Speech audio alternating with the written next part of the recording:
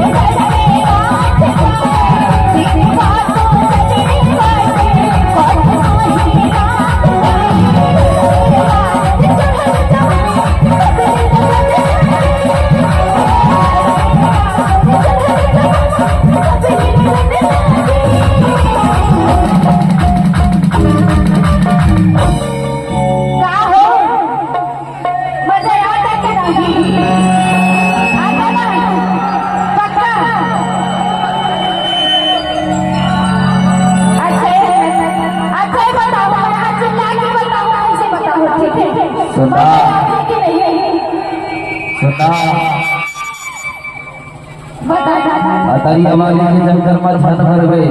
कैसे और उनका हल्का में भी छत लेबे भाग सब भारी दीवाना है तो लेकिन ओकर गांव में आया है सकरे से किसान बैठे हैं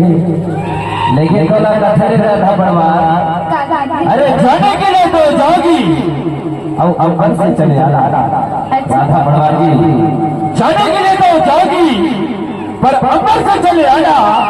और गिटौरी जाने से पहले राधा बनवा अपने जीव वाले पर दे दे दादा ऐसे छत्तीसगढ़ टीवी लेके मेरा मया है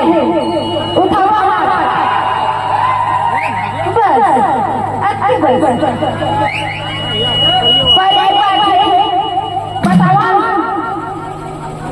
जिंदगी में कभी प्यार मत करना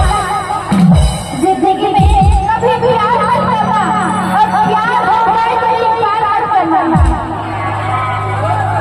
और भाषा को निभाना किसी लड़की की जिंदगी बर्बाद करना जिसे सजा कर बैठी हो जिसमें उजान में राधा बनवार जी जिसे तो सजा कर बैठी हो जिसमें उजान में और लौट के आजा पूरी पुरानी मकान में और लौट के आजा पुरानी मकान में वहां छत्तीसगढ़ की वो तो चीज ही नहीं है तुम्हारी दुकान हम वाले काका